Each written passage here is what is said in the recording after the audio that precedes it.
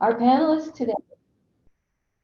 Okay, we got it. Thank you, Zoom. Our panelists today include Dr. Daniel Sullivan. He's an associate professor in psychology at the University of Arizona and a social psychological researcher. His research interests include suffering, anxiety, guilt, cultural differences, religion, and terror management. His lab pursues questions centered on how a wide variety of cultural factors, such as social class, religion, and everyday patterns of activity, influence an equally wide variety of negative experience, such as unpleasant emotions, illnesses, and natural disasters. Thank you, Daniel, for being here. Sure, thank you. Our second panelist, Duffy Wagman. Dr. Wagman is a licensed psychologist and certified school psychologist. Duffy earned his PhD from the University of Michigan in education and psychology. He moved to Tucson in 1981. He retired after working in local public schools for over 40 years. Thank you. Duffy has had many interests outside of his primary passion about working with kids in schools, including understanding behavior through understanding the brain, cognitive biases, emotional intelligence, formation of self-concept in students with learning disabilities, and understanding how to keep our minds open to new ideas. Thank you for being here today. My pleasure. Our third panelist, Rae, is on Zoom. Rae Strozzo is a transmasculine non-binary artist, writer, educator, and activist. They received their BA in English and philosophy from Georgia Southern University in 1997. In May 2017, they earned a Master's of Social Transformation from the Pacific School of Religion. Rae taught at Pima College until 2014. They have worked as a case manager for several nonprofits in the Tucson area. Currently, they are a working artist. Thank you, Rae, for being here today. I'm going to ask you sure, yes.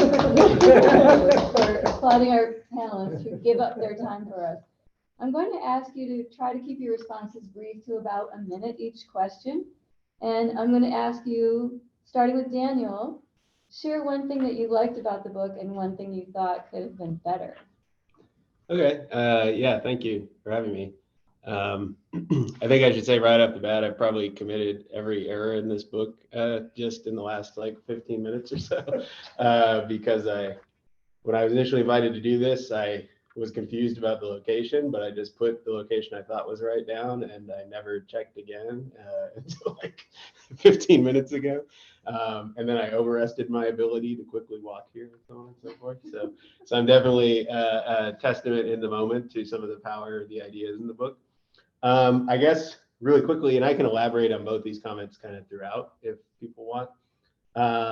So one thing that I really like about the book is, as a social psychologist, a lot of the research in the book comes from social psychology, and the Dunning-Kruger effect, which is kind of a central aspect of the book, basically the idea that you don't know what you don't know, and that's like a very scary kind of reality of the human experience. I think that's one of the more powerful messages of social psychology, that particular effect. And I think it also sums up a lot of what social psychology has kind of learned about human experience. So I really like the fact that that's a central component of the book. There's a lot that I don't like about the book, and I guess I'll just summarize it for now by saying that if you take more of a sociological perspective on these kinds of issues, which I tend to do, I think this book is very much encouraging people to adopt mindsets which are adaptive for the economic structures that we live in right now in this country. But I think there are lots of problems with those economic structures, and so just kind of encouraging people to adopt those mindsets, to adjust to them rather than question them or change them, I think is one of the more problematic things that social psychology does, and this book is sort of a rampant example of that. But again, I can elaborate on those points later as needed. All right, very interesting. I love that perspective. I'm going to switch it up and go to Rae. Rae, what was one thing you liked about the book and one thing you thought could have been better? Awesome, thank you. Well, so I showed up with some preconceived notions to this because I had not heard of him, and so then I watched his TED Talks, and it was interesting. Like for me, I felt like I was like easily like going, oh crap, like I did this about this book as I was like working through it. So like that was an interesting moment. For me, one of the things that I I like about it is he talks a lot about Anton syndrome and this idea of people not recognizing their blindness. And for me, part of what I'm interested in is like, and I agree, Daniel, that like the blindness for me in this book comes from adapting. We're just gonna like stay happily in capitalism and in economic issues. And I think in also in sort of cis male whiteness is kind of where we're also landing with this book. Um, but I like the idea that like where he was talking about, blind people not recognizing their blindness because they see themselves as being in a dark room, that like there's a way to flip that into like social justice mode. Like, oh, if I'm a white person and what I really need to recognize is not that I'm blind, but that I'm just in a dark room and I can find a way into that space. And that was a lot of what I learned when I was in seminary at PSR. So I think those pieces are the things I really wanted to like dig into in the book. Great, thank you, Rae. And Duffy, how about you? Well, I really like the book, but I will certainly fit that agenda of being in the economic mode, because I'm not, aside from being a psychologist, I'm a business owner, and I'm white cisgender, so I appreciate the comments that you guys have made. I liked about the idea about teaching people to get better. Particularly the section about the school, teaching the kids to accept criticism, and that there's always room for improvement. When I was growing up ages ago, we had big posters in my room about questioning authority, subverting the dominant paradigm, and I believe that. You have to keep questioning. And I went to a college that totally subverted the dominant paradigm. A place called Hampshire College had no grades, no tests, no course credits, and you were passed by passing an exam, except that if you didn't pass it the first time, you were told what to correct and correct it. So much of what he was talking about in the education, I have lived, and I agree with it entirely. I liked less, so one of the things that he talks about is research shows. And how many times do we talk about research showing? And I don't think that people understand what research shows. Because when they talk about it, people talk about it, researchers, most people who are visiting say, well, research shows this. Well, they're picturing two groups that if you do this thing, that'll happen then, when that is not what is happening when research shows. And I wish they'd been more clear about that.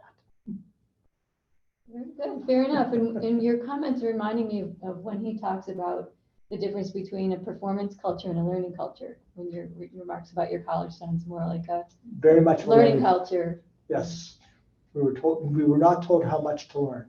Great. All right, I'm going to go back to Daniel. Have you ever tried to convince someone to get vaccinated against COVID-19? And how did it go? I guess I've been, I don't know what the right term is. I was thinking about this question. So I've never really been in that situation, actually. So in thinking about the question, I reflected more on some of the content of the book, because there are some anecdotes and stories in there about that. If I'm remembering correctly, that's where he brings up the issue of motivational interviewing is sort of in the context of vaccine hesitancy, and it wasn't specific to COVID.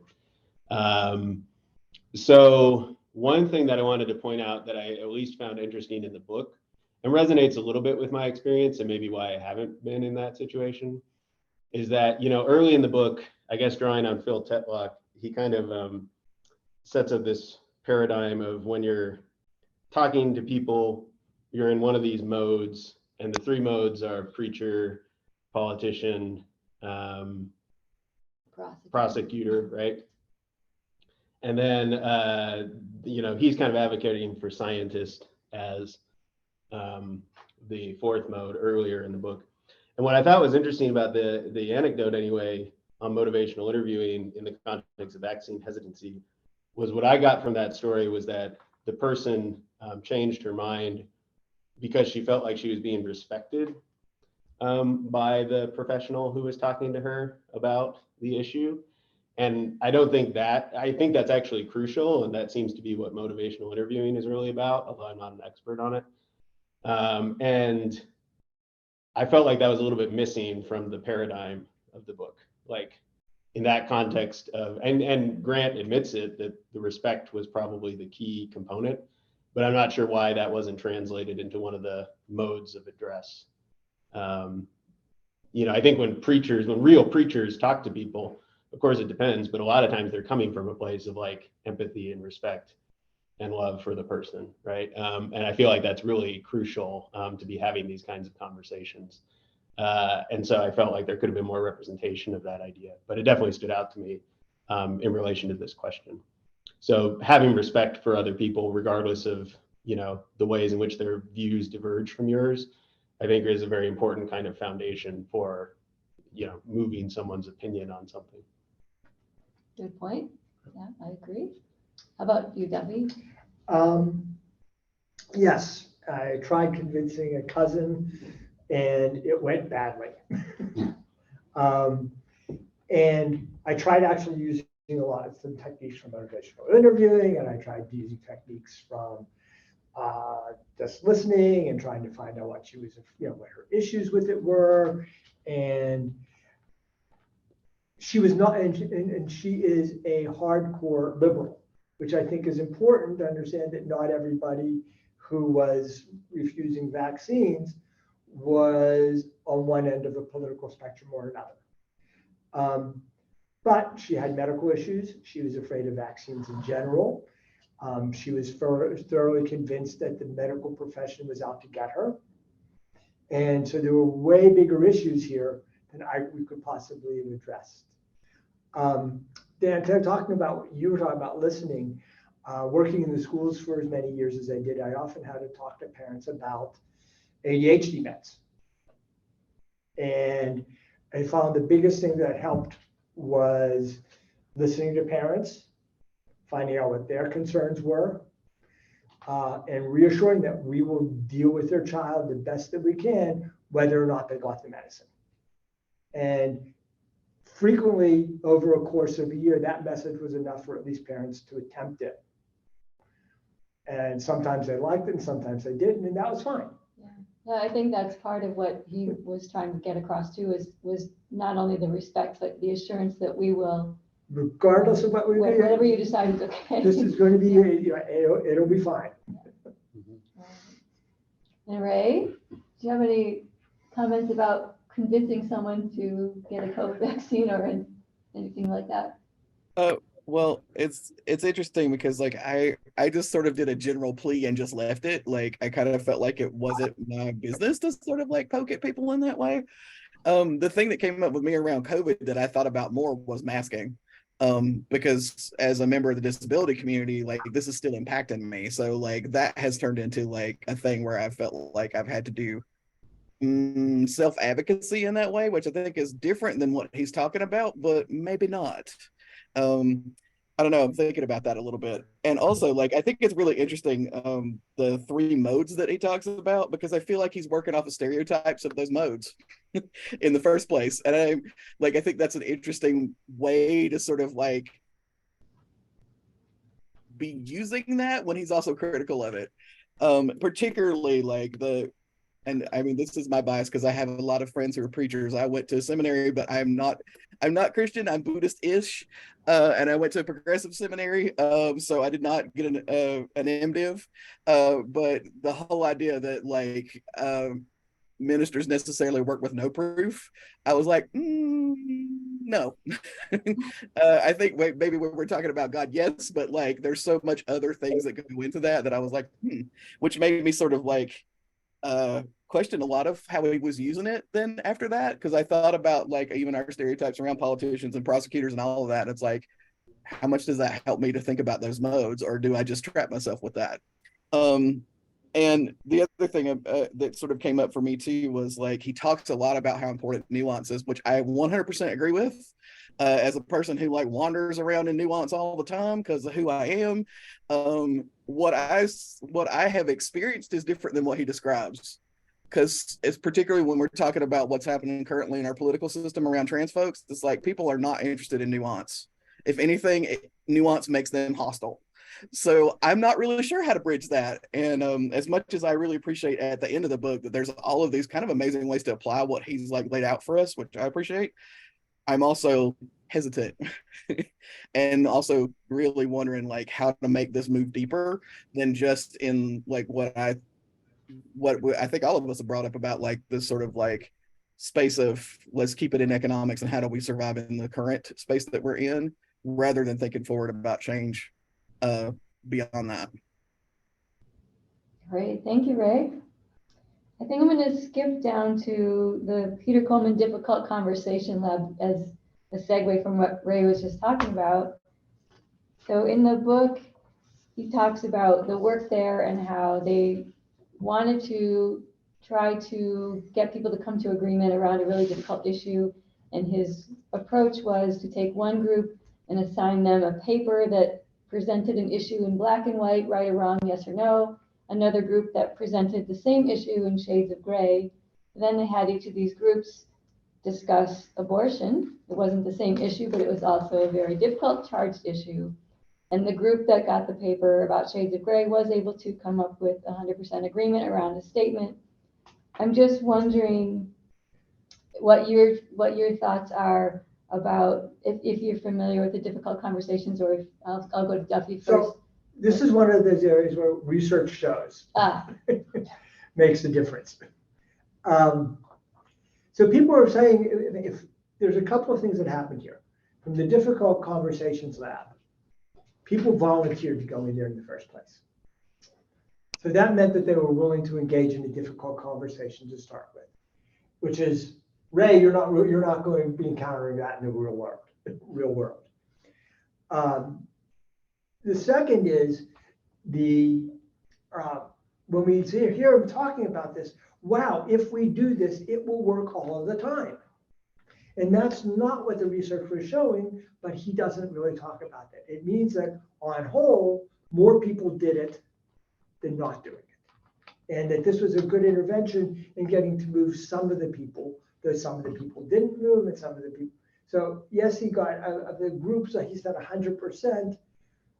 Again, I think it's really critical to think that those were all volunteers walking in there. And that skews the population entirely. On the other hand, and the other thing about that is they walked in there and you mentioned the mindset piece. The fact that they were given a piece to look at that presented the shades of gray before they even got to their discussion. And that primed them to be able to think in that way.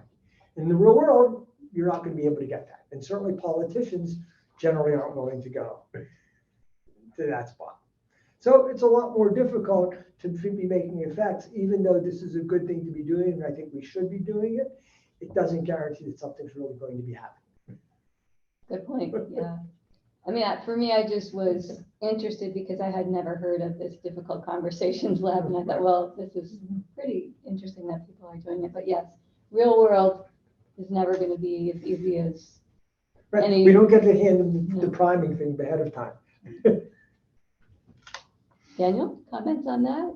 I sort of have a lot I could say from this topic. So if you don't mind, I'd actually like to defer to Rae first, just so I don't take too much time. All right, Rae, if Rae wants to jump in. Actually, I'm gonna pass it back to you, like, because I'm actually like really like intrigued about what you're saying, and I feel like I'm not in the same place that y'all are, and I want to hear what you have to say. Okay, sure, yeah, totally. So it kind of builds off of what Duffy was saying. And yeah, not so much on the Difficult Conversations research itself, but just more, I think, I do think this is a good example in the book of an insight that I think is real and is important for people to think about, but is really just kind of like a starting place for addressing the issues at hand that the book doesn't really go into. So I think there's a lot of research in social psychology right now on the topic of political polarization, because obviously it's a huge problem.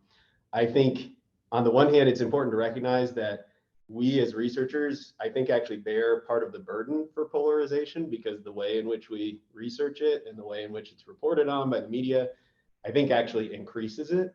And so I do like in this chapter that Grant kind of pivots towards the idea of talking more about complexity in dissemination of research and ideas. I think that's definitely something that's really lacking in the media landscape and the scientific landscape, and kind of bridging that gap is really important. So I do think that's a great, actionable, important kind of recommendation of that chapter. As for the research on polarization itself, so there's a lot of research, which the basic message of it is that people are not as polarized as we think they are. So that if you bring people together, reasonable people, however you define them, right? We'll set aside those questions for now.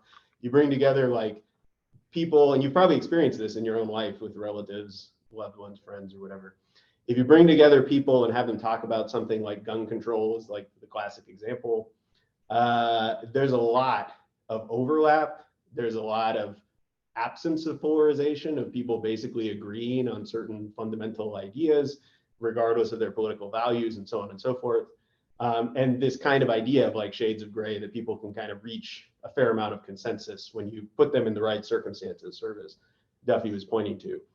I think that's an important thing to understand, going back to the message of kind of respecting people, even if they have different opinions or vote differently or so on and so forth. But it's really just a starting place. So I like to think about, I'm going to see if the camera is going to show this. So he shows graphs like this about people's views on things like climate change, and sort of this spread. And this is a common theme in this type of research, that if you look at the spread of views on a particular issue, like diversity, like abortion, like climate change, oftentimes in the United States, like the distribution suggests that the majority of people are kind of in the middle, right? They're not extremists. They can see both sides to these issues. They could probably be swayed in particular ways by certain differences in policy and so on. But that hasn't been historically true, like in most data we have regarding like democratic societies going back for about 100 years or so on. And it was certainly true, this is an extreme example, but I think it's an important one because we have good data on it. It was certainly true in Weimar Germany, like prior to the Nazis' rise to power. If you looked at things like anti-Semitism and ideas about democracy and so on and so forth, you'd see a similar kind of spread. I think a lot of the issues that Duffy's pointing to, real world issues that create polarization, things like media, things like the way the political system works, things like the way the economic system works, those are hugely important. And I think the historical reality that we actually need to attend to in this context is that it doesn't matter that you and your neighbor can like come to a consensus on a particular issue in the grand scheme of things. That's important.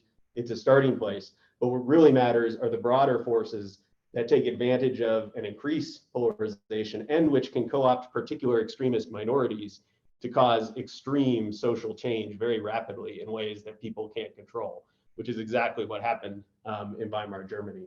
Now, again, that's an example that I don't like to use, but we just have good data on it. So I think it's really important to attend to the extremes of these distributions, to recognize that the extremes of these distributions on attitudes are really important. And just because you can get the majority of people to have a nice conversation about something doesn't mean that your country is going to proceed in a way that is rational or progressive or provides liberty for most people on that particular issue. And the reasons why that's not the case is what we really have to understand. All right. Well, Rae, did you want to add anything since you passed back to Daniel? Well, I really appreciate what you were just sharing. Because the thing that sort of hit me too was like, how do we get this to exactly what you're pointing to? It's all like, how do we actually tackle this moment of polarization where you're getting extreme things and people's equations of like their opinion to other people's lived experiences? Like, how do you bridge that too? Because I feel like that's part of what happens in social justice is like, You know, folks don't want to hear things that like rankle their experience with the system overall. And how do we get people to listen?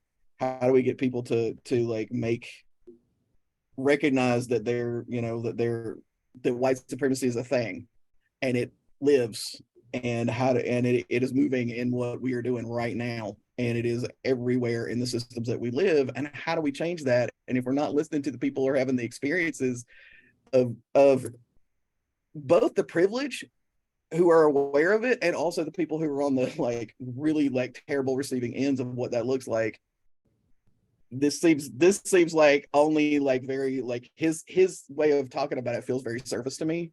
And what I want from him is like more. I'm like, okay, dig in. Like, it took you half the book to give us an example that wasn't a white man.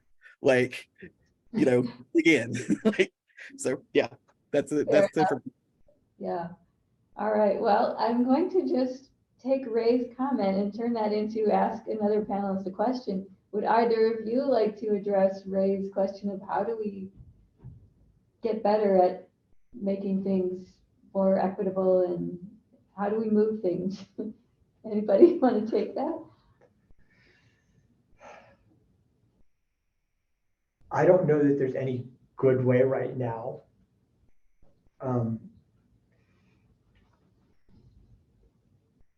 Being involved, being not giving up, living personal values, I think make a difference. And I had a great experience this past fall when I was working for one of the campaigns and knocking on doors, talking to people, and had the experience that there's a lot more gray out there, and there's a lot more people out there who are willing to say, I don't like what's going on, than you would imagine. And that was hopeful. Mm-hmm. I'm about to go back into the schools. So I happen to have worked at, I don't know if you guys are familiar with that school where the principal has been vilified on the Fox network for an email regarding some trans students. This is a local, I thought that was the school I was working at. I was a recipient of that email, of one of those email. Mm-hmm. And he did nothing wrong. But it scores political points. And what they don't report is how much support this principal has gotten in the school. So yes, there's a lot of community going on, but from the parents, people working in the school, there's a lot of support for it. That doesn't make a great story. So are you saying that there's some misinformation about what happened, or? Oh God, yes. Okay. Yeah, I'm not familiar What a with surprise. that particular story. What a surprise. Well. Daniel, any comments? Well, I guess I really appreciate those comments from Duffy, because I mean, having said what I said about the difficult conversations paradigm and the research, I mean, I do think, especially at the local level, there's a lot of value in people having difficult conversations. And Rae also pointed to this too, but the idea of providing spaces for those types of conversations, like outside of laboratories, and really just encouraging kind of political efficacy and community efficacy and all these things that kind of create those spaces, I think is really crucial, and something that is sort of lacking in US like urban settings for lots of reasons. So I think anyone making efforts in those directions and working in communities to like make those kinds of things happen, I really admire that. I mean, my role in all this is as a researcher. And so I guess I would sort of underscore some points and go back to the idea that I think especially more kind of sociologically or economically informed approaches to psychology. So really thinking about what are the forces that kind of encourage people to take more limited views of issues, to take maybe more extremist views, the ways in which politicians in this country have really amassed a lot of political capital by sort of encouraging more extremist views. the way in which that then kind of reinforces inequality rather than actually changing it. I think these are all really important things to identify as sources of the problem and to fight against, which can really only happen through like policy change. But those are very big issues. So like, I just kind of see myself partly in a role as a researcher, and honestly, partly why I'm doing stuff like this is because I think for whatever we might say that's good about this book or however this book might help individuals, I think psychology sometimes is part of the problem because it really papers over the kind of structural issues that are very important to address by reducing things basically to individual and interpersonal phenomena, which are not unimportant, but are manipulated in all kinds of ways by things like Fox News, for example. All right, I want to give our audience a chance to ask questions. Does anybody out there like to ask something of our panelists? Jim's got his hand up. Thank you, Madam Moderator. This is a question for anybody that wants to take it. And how do we get people to wean themselves off of the reaffirming sources of information and news that do nothing but feed back into their beliefs and make them more steadfast in the beliefs that they keep hearing fed back to them?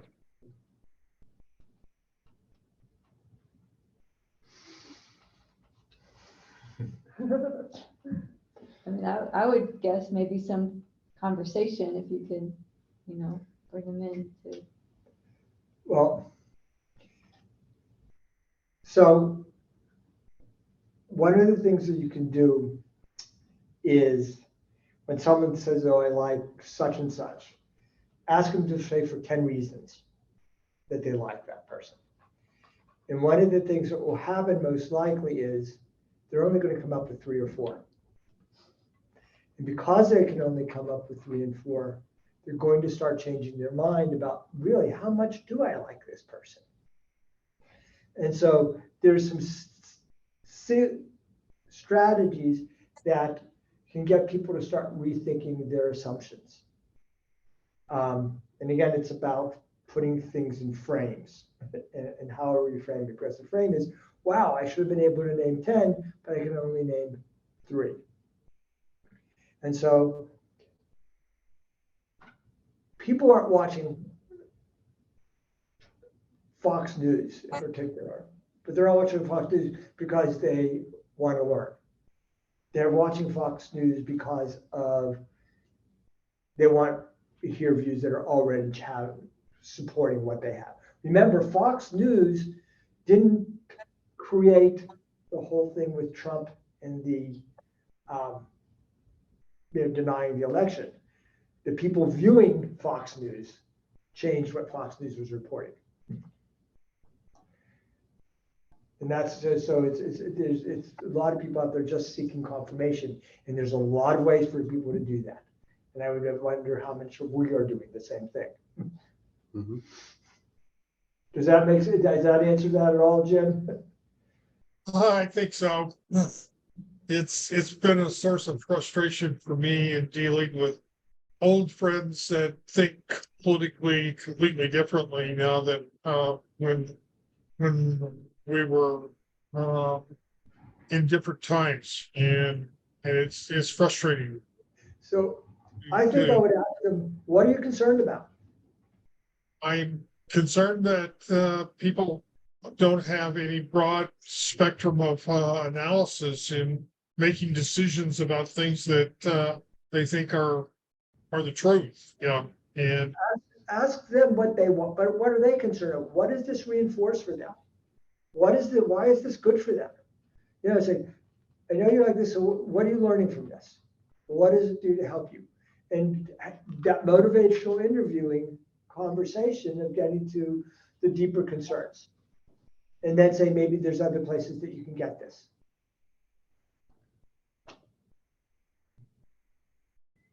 Yeah, good ideas. I like those. And that's what I was doing while I was doing the canvassing for the political campaign. Perfect, right? Yeah. Good for you. I think Sue has her hand up. Did you have a question? Sabrina has her. Oh, sorry, Sabrina. Go ahead, Sabrina. Oh, I don't mind Sue going if she wanted to go. I just have a question about motivational. I think you called it interviewing.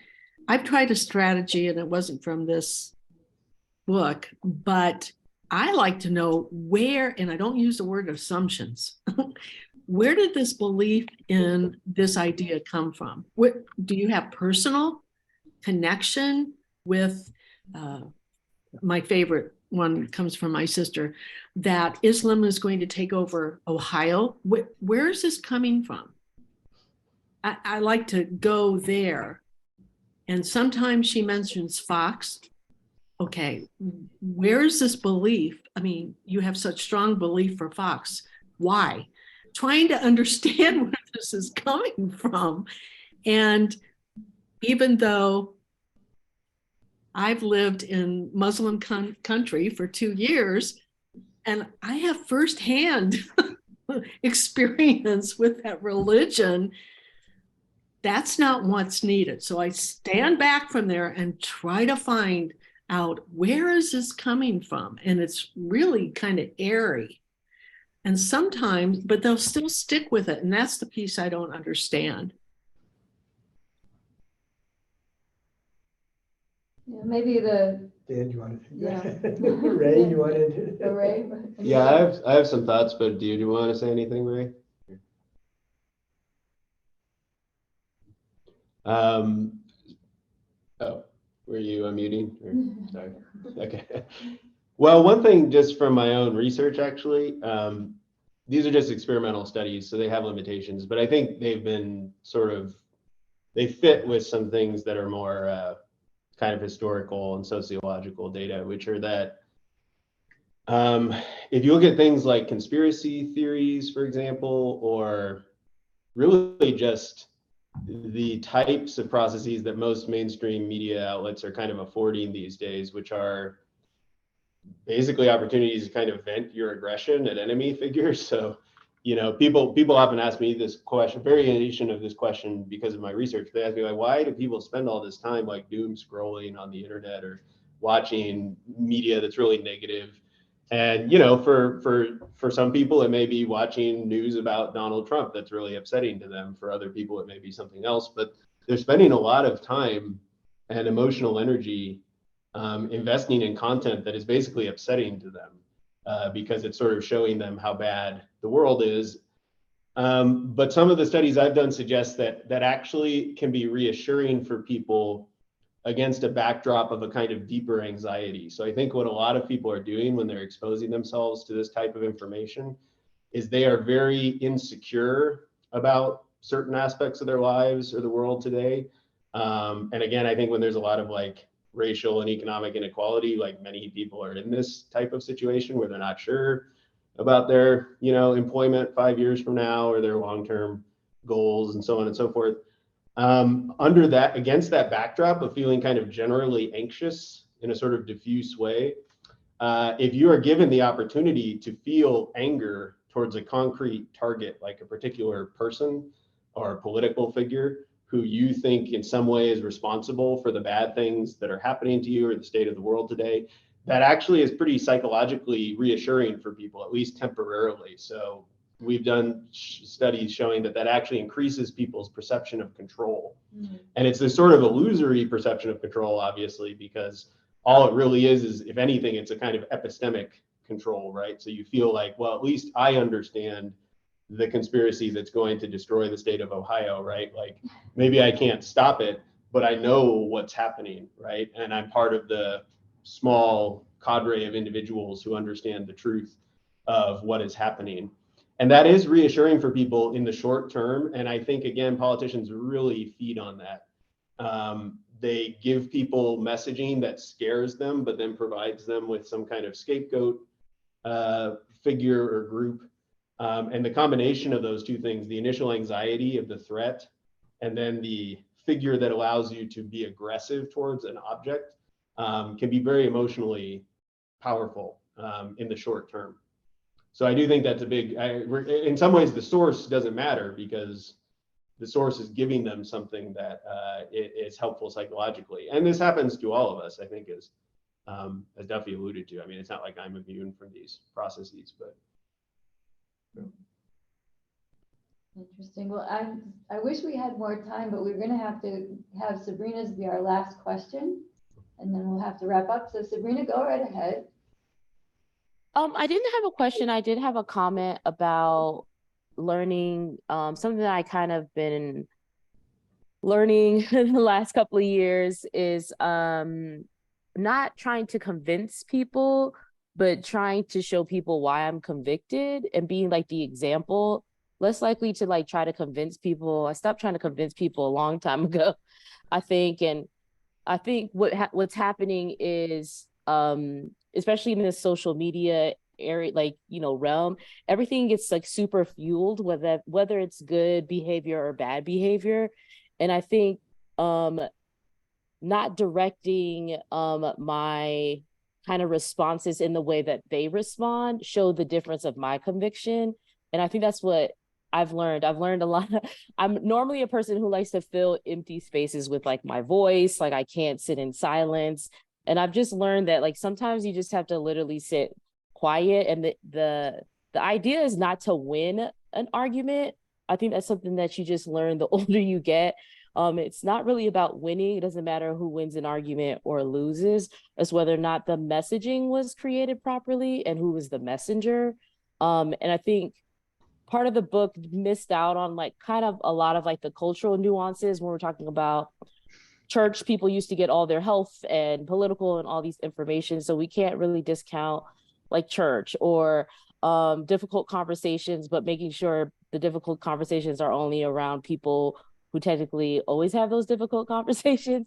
And so the data isn't really new. And then, I've steered clear away from saying like, research says, because I feel like we haven't taught people the same way as we don't really teach people how to pray. We don't really teach people how to research either, what it means, where to get the information, how to actually use that terminology. Say research said, what research? Was it, the news, or was it an actual literary thing that somebody did a scoping review for 2 years? Like, what is it? And so I think it's just almost just like matching your tone. And I really try to do like, don't try to convict anybody, show the reason why you're convicted and why this is working for you. I don't have to say this many people died or this, because that was happening generally. And as like a person of color and a female, I feel like convincing people has never worked in my favor historically and professionally. So it's kind of like, what is really arguing with somebody who is going around just to prove that, you got them and you got them stumped? But getting them stumped is only, turning them into the negative to associate the change you're trying to make with a negative like interaction they've had with the issue. And I think that's what was happening specifically with COVID. But that's what I wanted to say. Well, thank you. I love your comments. I think that your comments are the perfect way for us to wrap this up. I hope you'll join us again, Sabrina. Anybody else who wants to join us? We're here every Wednesday at noon. Not having panel discussions, but just working on our communications and leadership skills. I really want to thank all three of our panelists today. Thank you, Daniel. Thank you, Duffy, and thank you, Rae, for helping us have a great discussion. I feel like we didn't have enough time, but I'm glad we got to do at least this much. I really appreciate all of you. Thank you. I enjoyed it quite a bit. Thanks very much. Thanks, Susan. Thank you. Thank you.